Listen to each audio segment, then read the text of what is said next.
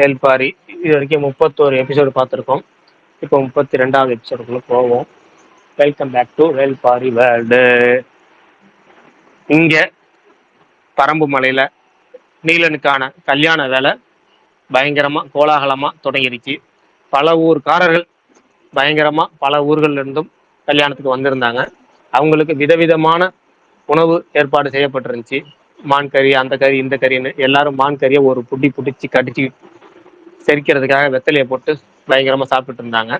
ஒரு பக்கம் குழந்தைகள் விளையாடுறது இருக்கும். அப்படி குழந்தைங்க விளையாண்டுட்டு இருக்க இடத்துல வந்து காலம்பனோட மூத்த மகன் கொற்றன், அவன் தான் சிறுவர்கள் கூட்டத்துக்கு தலைவனா இருப்பான். அவன் எவ்வியூருக்கு வந்த புதுசுல மற்ற சிறுவர்கள் அவன் கூட விளையாடவே தயங்குவாங்க. ஏன்னா அவன் பாக்குறதுக்கே நல்லா பெரிய மனுஷன் மாதிரி திடகாத்திரமா இருப்பான். அதனால அவன் சின்ன பிள்ளைனே நிறைய பேர் ஏத்துக்க மாட்டாங்க. அப்புறம் நாளாக நாளாக எல்லாம் சரியாயிடுச்சு. ஆனா விளையாட்டுல அவனை யாராலையுமே ஜெயிக்க முடியல. அந்த அளவுக்கு அவன் பயங்கரமா விளையாடுவான். திடகாத்திரமான ஆள் வேற. எவ்வியூர் சிறுவர்களுக்கே தெரியாத நிறைய விளையாட்டு பூரா அவன் கையில வச்சிருந்தான். நிறைய சொல்லி கொடுத்தான். முக்கியமா காட்டெருமை விளையாட்டுங்கிற மாதிரி நிறைய விளையாட்டு சொல்லுவான். அது மாதிரி விளையாண்டுட்டு இருப்பாங்க. இந்த பக்கம் சிறுவர்கள் ஒரு பக்கம் விளையாடும் போது சிறுமிகள் விளையாடுவாங்கல்ல, அங்க வந்து சிறுமிகளுக்கு வந்து தலைவியா சங்கவை விளையாடுவா. அந்த சங்கவை தலைமையில ஒரு பக்கம் குழந்தைங்க விளையாண்டுட்டு இருப்பாங்க. இன்னொரு பக்கம் வாலிபர்களும் பெண்களும் போட்டி போட்டு காதல் விளையாட்டு விளையாண்டுட்டு இருப்பாங்க. ஜோடிகள் தங்களுடைய ஜோடி கூட காதல் விளையாட்டுகள் ஆடுறதும், மற்றவர்கள் ஆட்டம் பாட்டம்னு இருக்கிறதும் கல்யாண விழா பெருங்கூத்தா பயங்கரமா போயிட்டு இருந்துச்சு. பெருசுகள் எப்பவுமே என்ன பண்ணுவாங்க, ஒரு கல்யாணத்துக்கு பெருசுங்க இருந்துச்சுன்னா என்ன பண்ணுவாங்க, இளைஞர்களை வேலை வாங்குவாங்க. நிறைய வேலை வாங்குறதுனால இளைஞர்கள் என்ன பண்ணுவாங்க, பெருசுகள் ஏதாவது தனியா வம்புழுப்பாங்கல்ல. அப்படி இந்த கல்யாணத்துல நிறைய நடக்கும். இந்த கல்யாணத்திலேயே ரொம்ப பெரியவரான வாரிக்கையன் இருக்காருல, ஏற்கனவே நம்ம பார்த்தோம்ல வாரிக்கையன், அவர் எல்லாத்தையும் பயங்கரமா வேலை வாங்கிட்டு இருப்பாரு. முக்கியமா நீலனோட நண்பர்கள் வேலை வாங்குவாரு. அதுல முக்கியமான நண்பன் வந்து புங்கன் ஒருத்தர் இருப்பான். அவனை வந்து வாரிக்கையன் பயங்கரமா வேலை வாங்குறதுனால அவன் என்ன பண்ணுவான், வாரிக்கையனை கேலி கிண்டல் பண்ணணும்னு சொல்லிட்டு அவருக்கு வந்து குழந்தைகள்ட்ட வெத்தலை கொடுத்து விடுவாங்க. பெரியவங்களுக்கு அவங்களுக்கு வெத்தலை கடைசியா கொடுக்க சொல்லுவாரு. இவரும் என்னோட வெத்தலை வரல வெறுப்பா உட்காந்துருப்பார், நமக்கு மட்டும் வெத்தலை தர மாட்டாங்கன்னு. கடைசியா நிறைய வெத்தலை வரும் அவருக்கு. அப்பாடா நிறைய வெத்தலை வந்துட்டு சந்தோஷப்படுவாரு. ஆனா என்ன பண்ணுவாங்க, அந்த வெத்தலையில பாத்தீங்கன்னா தும்மல் அதிகமா வர மாதிரியான தும்மி செடி அப்படிங்கிற செடியை கலந்து விட்டுருவாங்க. வெத்தலை அந்த தும்மி செடி இலைய இருக்கும்ல, அந்த இலையை வெத்தலை கூட மடிச்சு கொடுத்துருவாங்க. அதனால அவர் அன்னைக்கு ஃபுல்லா தும்மிக்கிட்டே இருப்பாரு. அந்த தும்மல் வந்து பயங்கரமா ஒரு வேற மாதிரி எல்லாத்தையும் எல்லாம் பார்த்து சிரிக்கிற அளவுக்கு தும்ப ஆரம்பிச்சிருவாரு. அதனால அவங்கள பழி வாங்குறதுக்காக அவர் என்ன பண்ணுவாரு, வித்தியாசமா இந்த இளைஞர்களை பழி வாங்குறதுக்கு காமச்சுருக்கி மருந்த பழச்சாட்டுல கலக்கி விடுவாரு. அதனால வந்து நிறைய விளையாட்டு நடப்பாங்க. அது போக திகைப்பூச்சின்னு சொல்லுவாங்க. அந்த திகைப்பூச்சிங்கிறது பூச்சி, ஒரு வித்தியாசமான பூச்சி. அதை கடிச்சா என்ன ஆகும் அப்படின்னா, சூடு சோர்ணம் இல்லாம உட்காந்துருப்பாங்க. அப்படியே ஒரு அசைவற்று இருக்கும், முன்னாடி என்ன நடக்குதுன்னு தெரியாது. அது மாதிரி ஆனா அதாவது கண்ணு திறந்திருக்கும், முகம் சிரிக்கும், இது மாதிரி எல்லா வேலையும் செய்யும். அது மாதிரி பூச்சியெல்லாம் வந்து அங்க வம்பிழுத்து விடுவாரு. அந்த பூச்சை பிடிக்கிறதுக்கே கல்யாணத்துக்கு ஒரு கூட்டம் வந்திருக்கும். அதாவது எப்படின்னா நிறைய கூட்டங்கள் வந்திருக்கும். அந்த கூட்டத்துல முக்கியமான கூட்டம் கட்டையர்கள் கூட்டம்னு ஒரு கூட்டம். அவங்க எப்படின்னா பாக்குறதுக்கே ரொம்ப குள்ளமா இருப்பாங்க. அவங்க வளர்ச்சி அதிகமா இருக்காதவங்க. குள்ளமா இருக்கனால தங்களால போரிட முடியாது, தங்களால எதுவும் மற்றவங்களால நமக்கு எதுவும் ஆபத்தை வந்துடக்கூடாதுன்னு பூச்சிகளை பிடிக்கிறதுலயும் மற்ற திறமைகளான விஷயங்களையும் நிறைய கத்துக்குவாங்க. அதுல பூச்சிகள் பிடிக்கிற வல்லுவனர் பெரிய வல்லுறவா இருக்கிறனால அந்த வல்லுநர்களை வச்சு, அந்த கட்டையர்களுங்கிற இனத்தை வச்சு வித்தியாசமான பூச்சிகளை பிடிச்சு கொண்டு வருவாரு. அந்த திகை பூச்சிகளை பிடிச்சு கொண்டு வருவாரு. அதை வச்சு நிறைய விளையாடுவாரு. முக்கியமா காம சுருக்கி மருந்து அப்படிங்கிறத பழச்சாட்டுல கலந்து விட்டுருவாரு. அது என்ன நடக்கும் அப்படின்னா, இந்த ஆண்களுக்கு குறவை கூத்து நடக்கிற சமயத்துல காமத்தை சுருக்கக்கூடிய மருந்தையும், பெண்களுக்கு காமத்தை அதிகரிக்கக்கூடிய மருந்தையும் அந்த பழச்சாட்டுல கலந்து வச்சு விட்டுருவாரு. அதனால அங்க என்னன்னா ஒரு நடன நிகழ்ச்சி நடக்கும் அந்த குறவை கூத்து நடைபெறதுல. எப்படின்னா ஆண்கள் ஒரு சுற்று நடனம் ஆடணும், அதுக்கப்புறம் பெண்கள் ஒரு சுற்று நடனம் ஆடணும். இப்ப யார் ஜெயிக்கிறாங்களோ அதுக்கேற்ற மாதிரி ரெண்டு பேரும் சேர்ந்து நடனம் ஆடுங்கிற விஷயம்லாம் இருக்கும். அவங்க ஜோடியா ஆடணுங்கிற மாதிரிலாம் போகும். அப்ப என்னன்னா இது மாதிரி இவங்க வந்து இப்படி மருந்தை கலக்கி விட்டனால ஆண்கள் வந்து சரியா ஆட மாட்டாங்க. பெண்கள் நல்ல காம உணர்ச்சி அதிகமா அவங்க தனியா ஆடுவாங்க. இப்படி இப்ப இளைஞர்களை தோக்கடிக்கணுங்கிறதுக்காக இவர் நல்லா வம்பிழுப்பாரு. இந்த நேரத்துல ரொம்ப சந்தோஷமா போயிட்டு இருக்க நேரத்துல குதிரையில பல வீரர்கள் வருவாங்க. யாருன்னு பார்த்தா பரம்பு நாட்டு வீரர்கள் தான். அவங்க வந்து வேட்டூர் பழையன் கிட்ட ஒரு செய்தி சொல்லுவாங்க. என்னன்னா, நெடுங்குன்று அடிவாரத்துல பாண்டிய நாட்டு படை வீரர்கள் வந்துட்டாங்க. அங்க அவங்க தங்குறதுக்கு குடில் அமைச்சிட்டு இருக்கிறாங்க. அதாவது சொல்ல போனா படை வீடுன்னு சொல்லுவோம் இதை. அந்த படை வீடு அமைச்சிட்டு இருக்கிறாங்கன்னு சொல்லுவாங்க. வேட்டூர் பழையன் என்ன பண்ணுவாரு, அந்த வீரர்கள் தனியா கூட்டிட்டு வந்துருவாரு. யார்ட்டையும் சொல்லாதீங்க வாங்கன்னு சொல்லி தனியா கூட்டிட்டு வந்துருவாரு. எதுக்காகனா அவங்க வந்திருக்க பகுதிங்கிறது தெற்கு திசை. அந்த தெற்கு திசையோட பொறுப்புங்கிறது யாருக்குன்னா காவலோட பொறுப்பு. அந்த திசை காவலாளியான நீலனோட பொறுப்பு. இப்ப அந்த திசையில பாண்டியர்கள் படைவீடு தயார்படுத்திட்டு இருக்காங்கன்னு சொன்னா நீலன் கல்யாணத்தை நிறுத்திட்டு போருக்கு போவோம்னு ஆசைப்பட்டு போயிடுவான். அதனால கல்யாணம் பாதிக்கப்படும். அதனால நீலனோட கண்ணுக்கு இந்த வீரர்கள் தெரியாம பாத்துங்கன்னு சொல்லி ஒளிச்சு வச்சிருவாரு. பொழுது விடிஞ்சிரும். காலையில கல்யாணத்துக்கு எல்லாம் ஏற்பாடு பண்ணியிருப்பாங்க. மணமக்களுக்கு புதுசா குடில் ஒண்ணு ரெடி பண்ணியிருப்பாங்க. அதாவது கல்யாணம் ஆனதுக்கு அப்புறம் ஒரு புது குடில் அவங்களுக்குன்னு தங்குறதுக்கு ஒரு புது குடிசை மாதிரி ரெடி பண்ணியிருப்பாங்க. அதை வந்து அந்த வேலையை பார்க்கறது யாருன்னா பாரியோட மனைவி ஆதினி தான் பார்ப்பாங்க. என்னென்ன குடில் சுத்தி சுத்தி இருக்கா இல்லையா, எப்படி நல்லா இருக்கா என்னங்கிறதான் பார்ப்பாங்க. அப்போ வந்து பயங்கரமான குலவை சத்தம் கேட்கும். யாருன்னா பாரி கல்யாணத்துக்கு வந்துட்டாரு அப்படிங்கிற செய்தி வந்திருக்கும். பாரி கல்யாணத்துக்கு வந்துருவாரு. எல்லாருமே பொதுமக்கள் எல்லாருமே ஆரவாரமா அவர் வரவேற்பாங்க. ஏன்னா அந்த மலையடி வரத்துக்கு எப்பயாவது ஒரு முறை தான் பாரி வருவாப்படி. அதனால இப்போ கல்யாணத்துக்கு விசேஷமா வந்திருக்கனால பாரிக்கிட்ட எல்லாரும் நல்லா விசாரிப்பாங்க. பாரிக்கு அந்த இங்க கல்யாணத்துக்கு வந்துட்டு இன்னொரு திட்டம் பண்ணியிருப்பாரு. என்னன்னா அந்த ஈங்கையன் கூட்டம் இருக்குல்ல, கருப்பங்குடி கூட்டம், அந்த ஈங்கையனை போய் சந்திக்கணும்னு ஆசைப்படுவார். எதுக்காகனா அந்த கரும்பையங்குடி கூட்டம் ரொம்ப ஒரு சோழன்ட்ட ஒரு இவ்வளவு நாள் ரொம்ப அடிமையா வாழ்ந்து வந்திருக்காங்க. அப்படி ஒரு பயங்கரமான கரும்பை கண்டுபிடிச்ச கூட்டம் வந்து நம்ம பரம நாட்டுல தங்கி இருக்குங்கிறப்ப நம்ம பரம நாட்டு ஒரு தலைவனா நம்ம போய் நேர்ல போய் பார்க்கணும். அது போக நிறைய விஷயங்கள் அவங்கள பத்தி உதிரன் சொன்னான். ஏன்னா அந்த மருத்துவ குடியில அவங்க தங்கியிருந்த போது குறிப்பிட்ட நாட்கள்லயே பல காட்டு நாய்கள்லாம் பாத்தீங்கன்னா அவங்க கூட ரொம்ப பழக்கமாயிருச்சு. ஏன்னா காட்டு நாய்களை பழக்கப்படுத்துறது ரொம்ப கஷ்டமான வேலை. அதெல்லாம் அவங்க கூட பழக்கமாயிருச்சு. இவ்வளவு இலகுவா பழகுறாங்களே எல்லாத்து கூடயும், நம்மளும் போய் அவங்கள பார்க்கணும்னு ஆசைப்படுவாரு பாரி.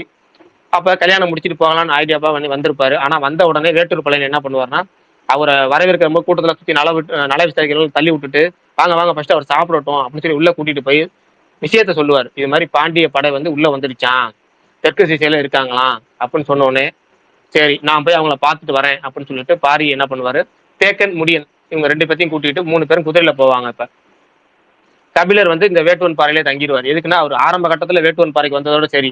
அதுக்கப்புறம் ரொம்ப மாசமா அவர் வேட்டுவன் பாறைக்கு வரவே இல்லை. தான் முதல்ல சந்திச்ச மக்களை பார்க்கணும், அதனால நான் இங்கேயே இருக்கேன்னு சொல்லிட்டு அங்கேயே இருப்பாரு.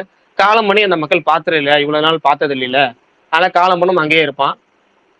பாரி கபிலர் தனித்தனியா பிரிஞ்சிருவாங்க. கபிலர் இங்க உட்கார்ந்து இருப்பாரு, பாரி அங்க போய் பார்த்துட்டு சொல்லிட்டு போவாரு. குதிரையில கிளம்புவாங்க அவங்க 3 பேரும். கிளம்பி போனதுக்கு அப்புறம் போற வழியில யோசிச்சுக்கிட்டே போவாரு. பாண்டியன் என்ன திட்டத்துல இருக்கிறான் அப்படியே யோசிச்சுட்டே போவாரு. போகும்போது வெள்ளடி குன்று அப்படின்னு ஒரு குன்று இருக்கும். அந்த மலைப்பகுதியில போய் 3 பேர் நின்னுக்குவாங்க.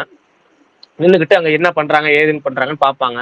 அங்க பார்த்தா பாண்டிய வீரர்களோட கொடி இல்லைனாலும் அது பாண்டிய வீரர்கள் தெரிகிற அளவுக்கு இருக்கும், தெளிவாவே இருக்கும். அவங்களுக்கு என்ன சந்தேகம் அப்படின்னா, இந்த வெள்ளங்குடி தாண்டி இருக்கிற பகுதிங்கிறது வந்து வெங்கல் நாட்டு பகுதியாச்சே, வெங்கல் நாட்டு பகுதியில எப்படி இவங்க பாண்டியர்கள் இருக்கிறாங்க, அந்த நாடு தான் நமக்கு எதிராக செயல்படாது இல்ல அப்படின்னு முடியன் வந்து சந்தேகமா கேட்பான். அப்ப வந்து வைப்பூர்ல நடந்த மோதல்ல வெங்கல் நாட்டு தலைவரோட மகன் தலையை நம்ம ஆளுங்க வெட்டி எரிஞ்சிட்டாங்க, அதனால மயூர் கிளார் கோபமா சபதம் எடுத்திருக்கிறாரு அப்படின்னு வேட்டூர் பழையன் கொஞ்சம் விளக்கமா சொல்லுவாரு. சரி, எனக்கு ஒரு சந்தேகம், இங்க உள்ள வெங்கல் நாட்டு தலைவரோட மகன் வைப்பூர் துறைமுகத்துக்கு ஏன் போனான்? ஒருவேளை அவன் அங்க போனாலும் ஏன் அந்த இடத்துல இருந்திருப்பான்? ஒரு அந்த இடத்துல அவனை தலையை வெட்ட வேண்டிய அவசியம் என்ன அப்படின்னு பாரி கேட்பான். கல்யாணத்துக்காக போனவன் அந்த துறைமுகத்துக்கு எதுக்கு போனானோ தெரியலையே அப்படிம்பாரு பழையன். ஒருவேளை கல்யாணத்துக்கு போயிட்டு துறைமுகத்தை வேடிக்கை பார்க்க போனானோ என்னவோ அப்படிம்பாரு. அங்க நடந்துட்டு இருந்ததெல்லாம் உத்து கவனிச்சிட்டு இருக்க 3 பேரும், சரி அவங்க நெடுங்குன்று பக்கத்திலான முழு கொடின்னு போட்டிருக்காங்கிறாங்க, அங்க போய் பக்கத்திலே போய் பார்ப்போம் அப்படின்னு சொல்லிட்டு கிளம்புவாங்க. இங்க இன்னொரு பக்கம் மயிலா, அந்த மயிலான்னு சொல்றாங்களா கல்யாண பொண்ணு, அவங்களோட ஊருங்கிறது செம்மனூர் அப்படிங்கிற ஊர். அந்த செம்மனூர் அப்படிங்கிற ஊர்ல இருக்க என்ன வழக்கம் அப்படின்னா, பொதுவாகவே அந்த காலத்துல உள்ள வழக்கம் இதுதான். கல்யாண பழக்கம்ங்கிறது இதுதான். என்னன்னா அந்த கல்யாண பொண்ணோட தாய்மாமன் இருக்காருல்ல, அவர் வந்து பொண்ணை தோல்ல தூக்கிக்கணும். தூக்கிட்டு அவங்க ஊரோட எல்லையில வரைக்கும் அந்த தோல்ல தூக்கிட்டு வரணும். எல்லையில வந்ததுக்கு அப்புறம் அங்கிருந்து அப்படியே தோலை வந்து மாப்பிள்ளை தோல்ல கைமாத்தி விட்டுறணும் அந்த பொண்ணை. மாப்பிள்ளை அந்த எங்கேயுமே கீழே இறக்காம நேரா கல்யாணம் நடக்கிற இடம் வரைக்கும் தூக்கிட்டு வரணும், தோல்லையே தூக்கிட்டு வரணும். இதுதான் அங்க உள்ள வழக்கம். வழக்கமாவே நார்மலான பொண்ணுங்க இருக்காங்கல்ல, அவங்களே சாதாரணமா இருக்க பொண்ணுங்களே கல்யாணம்னு வந்துட்டா சேட்டை பயங்கரமா பண்ணுவாங்க. இது மாதிரி மேல ஏறி வரும்போது தூக்கிட்டு வரும்போது பயங்கரமா சேட்டை பண்ணுவாங்க, கீழே இறக்கி விடும்போது. ஆனா எவ்வளவு சேட்டை பண்ணாலும் கீழே இறக்கி விடக்கூடாதுங்கிறது அங்க உள்ள ஒரு பழக்க வழக்கமா இருந்துச்சு. மயிலா ஏற்கனவே சேட்டை பிடிச்ச பொண்ணு, அது ரொம்ப சேட்டை பண்றவ. அவளோட இந்த கல்யாண பொண்ணா இருக்க சேட்டையை பார்க்கணும்னு ஊர் மக்கள் பயங்கரமா காத்துக்கிட்டு இருப்பாங்க, ரொம்ப ஆர்வமா காத்துட்டு இருப்பாங்க. அதே மாதிரி அவங்களோட தாய்மாமன் அவர் மயிலாவை தோல்ல தூக்கிட்டு வருவாரு. வந்த உடனே நீலன தோலுக்கு எல்லைக்கு வந்த அப்புறம் நீலன தோலுக்கு மாத்தி விட்டுருவாங்க. நீலன் பொறுமையா தூக்கிட்டு வருவான். தூக்கிட்டு வரும்போது கொஞ்ச நேரம் சேட்டை பண்ணாமே வருவா. எல்லாருக்கும் ஆச்சரியமா இருக்கும், ஒருவேளை இவ திருந்திட்டாலோ, கல்யாண வெக்கம் வந்துருச்சு போல இருக்கு அப்படின்னு ஆச்சரியமா பார்ப்பாங்க. ஆனா கொஞ்ச நேரத்திலேயே பயங்கரமா சத்தம் கேட்கும். என்னன்னு திரும்பி பார்த்தா அவ வந்து இந்த நீலன தோல்ல இருந்து அப்படியே போயிட்டு இருக்கும்போது ஒரு மாமர கிளையில ஏறிக்குவா. கிளையில பிடிச்சி தொங்கிக்கிட்டு அப்படியே மேல ஏற ஆரம்பிச்சிருவா மரத்து மேல. ரைட்ரா, இவ சேட்டையை ஆரம்பிச்சிட்டா அப்படின்னு எல்லாரும் ஒரே உற்சாக சத்தம் பயங்கரமா. நீலனுக்கு ரொம்ப கஷ்டம் இப்ப. ஏன்னா மேல போய் அவளை தூக்க முடியாது. தூக்குனா அங்க இருந்து அவளை தோலை தூக்க முடியாது. கீழே அவளா இறங்கி வந்தாதான் உண்டு, தோல்ல ஏறினாதான் உண்டு. இப்ப என்னடா பண்றது யோசிக்க ஆரம்பிச்சிடும். ஊரே கொண்டாட்டம் ஆயிரும். ஆண் பெண்ணுன்னு 2 கூட்டமா பிரிஞ்சுக்குவாங்க. இது வரைக்கும் ஊர் ஊரா பிரிஞ்சிருந்தவங்க ஆண் பெண் அப்படின்னு சொல்லி, ஏன்னா ஆண் தோத்தரக்கூடாதுன்னு அவங்க கூட்டமும், பெண் தோத்தரக்கூடாதுன்னு பெண் கூட்டமும் எல்லாம் கொண்டாட கொண்டாட ஆரம்பிச்சிருவாங்க. மேல மரத்துல ஏறின மயில என்ன சொல்லுவா அப்படின்னா, நான் கீழே உன் தோல்ல இறங்கி வரணும் அப்படின்னா நான் சில கேள்விகளை கேட்பேன்.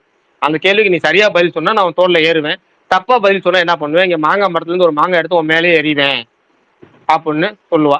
வேற வழியே இல்லை அவனுக்கும். சரி சொல்லு, வேற வழி இல்லை, என்ன பண்ற, கேள்வி கேளு அப்படிமா. அவன் கேள்வி கேட்கறதுலாம் நடக்கும். சுருக்கமா ஒரு 3 கேள்வி மட்டும் சொல்றேன் உங்களுக்கு. முதல் கேள்வி என்ன அப்படின்னா, என்ன தாய்மாமே, எங்க தாய்மாமே என்ன எங்க ஊர்ல இருந்து இது வரைக்கும் அழுங்காம குலுங்காம தூக்கிட்டு வந்தாரு. அவ்வளவு பெரிய பலசாலி இல்ல. ஆனாலும் என்ன வந்து ஒரு பூ போல தூக்கிட்டு வந்தாரு. ஆனா நீ என்ன பண்ண, அவ்வளவு அழுத்தி என்னை தூக்கிட்டு வந்த, அவளையே என்ன அழுத்துன அப்படின்னு கேட்பான். நீ சேட்டை பண்ணுவியோ என்னவியோங்கிற பயத்துலதான் நான் தூக்கிட்டு வந்தேன், அப்படி நீ இறங்கி ஓடிடக்கூடாது அப்படின்னு அழுத்தி பிடிச்சிருந்தேன் அப்படின்னு பதில் சொல்லுவான். உடனே ஒரு மாங்காய் எடுத்து அவன் மேலேயே வீசிடுவா. பயங்கரமா வலிக்கும் அவனுக்கு. மரத்தடியில போய் ஒளிஞ்சுக்குவான்.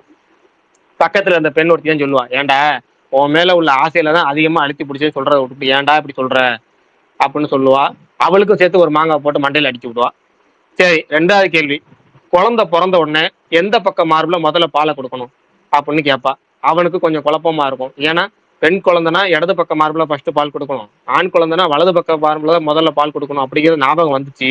இருந்தாலும் அது சரியா தப்பான்னு ஒரே குழப்பமா இருந்துச்சு.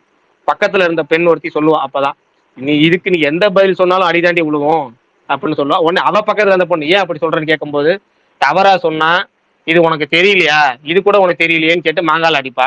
சரி, சரியா சொன்னா உனக்கு தான் அக்காவும் இல்ல தங்கச்சியும் இல்ல, யார்கிட்ட கேட்டு இதை தெரிஞ்சுக்கிட்ட அப்படின்னு கேட்டு அடிப்பா. எப்படி பார்த்தாலும் உனக்கு அடிதாண்டியே அப்படின்னு சொல்லும் போது நீலன் என்ன சொல்லுவானா, எனக்கு நான் பிறந்த உடனே எங்க அம்மா இறந்துட்டாங்க, எனக்கு கூட பிறந்தவங்களும் இல்ல, நீதான காதலி, எனக்கு முன்கூட்டியே ஏதாவது சொல்லி தந்திருக்கணும்ல, சொல்லி தராது ஓன் தப்பு தானேன்னு சொல்லுவான். உடனே மயிலாவும் ஒன்றும் சொல்ல மாட்டா, மாங்காலையும் அடிக்க மாட்டா.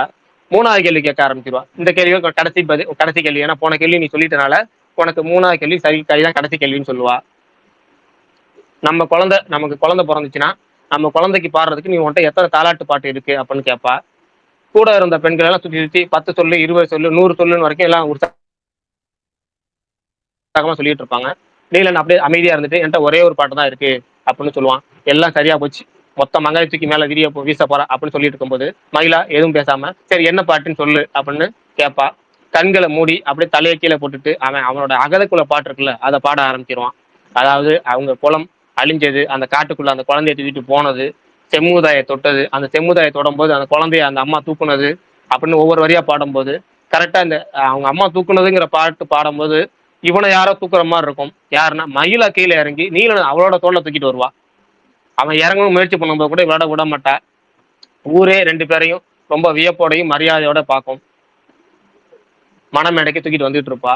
மறுபக்கம் நெடுங்குன்றுக்கு பக்கத்துல போய் 3 பேர் பார்த்தாங்கல்ல, அங்க இருக்கிற வீரர்களை பார்த்து, அடேயப்பா இவ்வளவு வீரர்களா அப்படின்னு முடியும்னு கேட்பான். தேக்கன் இன்னொரு கேள்வி கேட்பாரு, சரி நம்ம முதல்ல பார்த்த வெள்ளடி குன்று இருக்குல்ல, அந்த வெள்ளடி குன்றுக்கும் நெடுங்குன்றுக்கும் இவ்வளவு தூரம் இருக்கு, ஏன் இவங்க 2 இடத்துல படைகளை நிப்பாட்டி வச்சிருக்காங்க, ஒரே இடத்துல நிப்பாட்டலாம்ல அப்படின்னு கேட்கும்போது, அவங்க 2 இடத்துல எல்லாம் நிப்பாட்டல, அங்க இருந்து இவ்வளவு தூரம் வரைக்கும் அவங்க நிப்பாட்டி வச்சிருக்காங்க. அதாவது 2 படம் இருக்குல்ல, 2 இடத்துக்கும் படையை நிப்பாட்டி வச்சிருக்காங்க.